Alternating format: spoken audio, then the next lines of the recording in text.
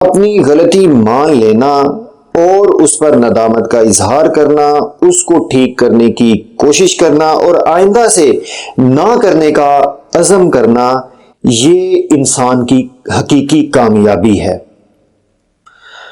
کوئی بھی دشمن اپنے دشمن کو کبھی بھی کامیاب ہوتا دیکھ نہیں پائے گا۔ کیوں؟ وہ تو چاہے گا میں اس کو تباہ و برباد کر دوں، اس کو نیست و نابو، اس کی نسلوں تک کو تباہ کر دوں میں۔ آپ کو علم ہو جائے کہ فلاں شخص میرا دشمن ہے اور وہ ہر لمحہ تیار رہتا ہے مجھ پر حملہ کرنے کے لیے، تو آپ کیا کریں گے؟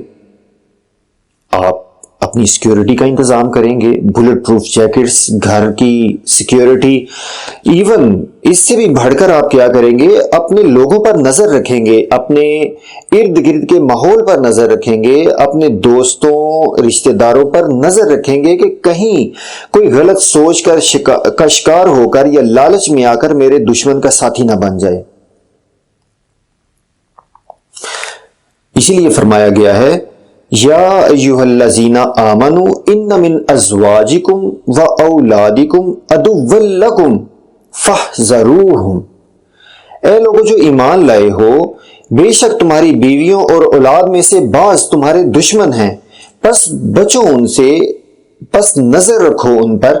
یہ نہیں کہا گیا کہ تمہارے سبھی بیویاں سبھی اولاد تمہاری دشمن ہیں، کہا گیا ان میں سے بعض، یعنی جو غلط سوچ کا شکار ہو جاتے ہیں، جو اپنے غلط ارادوں کا انتخاب کر لیتے ہیں، تو وہ اپنی راہ سے بھٹک جاتے ہیں، وہ آپ کے دشمن بن جاتے ہیں۔ اور شیطان جو ہے وہ انسان کا کھلم کھلا دشمن ہے، یہ تو بات ہر ایک کو پوری طرح سے عیاں ہے، لیکن ہم اسے بھول جاتے ہیں۔ اب شیطان کا مسئلہ یہ ہے کہ وہ ڈائریکٹ حملہ نہیں کرتا۔ کبھی ایسے ہوا ہے کہ آپ نماز پڑھنے جا رہے ہیں تو وہ اپنے ساتھیوں کے ساتھ سامنے آ گیا ہے اور وہ آپ کو روک رہا ہے، کہتے تم مسجد میں گھس کر کو تو دکھاؤ، تمہاری میں ٹانگیں توڑ دوں گا۔ کبھی ایسے ہوتا ہے؟ نہیں۔ آپ نے قرآن کھولا اور سامنے حاضر ہو گیا، کہتے تم قرآن پڑھنے لگے ہو، تمہاری میں آنکھیں نکال دوں گا، تم قرآن نہیں پڑھ سکتے۔ ایسا بھی کبھی نہیں ہوا ہوگا۔ یا آپ نیکی کرنے لگے ہیں تو وہ آپ کے سامنے آ گیا ہے اور آپ کا ہاتھ پکڑ لیا ہے، میں تو تمہیں نیکی نہیں کرنے دوں گا، ہو ہی نہیں سکتا تم نیکی کرو، تم اللہ کے فرما بردار کیسے بن سکتے ہو؟ جب میں یہاں پہ ہوں دنیا میں، میں تمہیں تو نہیں کرنے دوں گا۔ ایسا کبھی بھی نہیں ہوگا۔ الشیطان یخوف اولیاء، شیطان تمہیں خوف دلاتا ہے، تمہیں ڈراتا ہے اپنے دوستوں سے۔ اب شیطان کے دوست انسانوں میں سے بھی ہیں اور جنوں میں سے بھی ہیں۔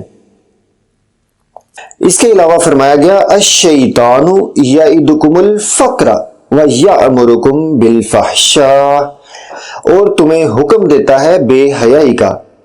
اب مسئلہ یہ ہے کہ ہم نے بے حیائی کو اور بولڈ ہونے کو آپس میں ملا دیا ہے، یعنی کہ جتنا انسان بے حیا ہوگا اتنا زیادہ بولڈ ہوگا۔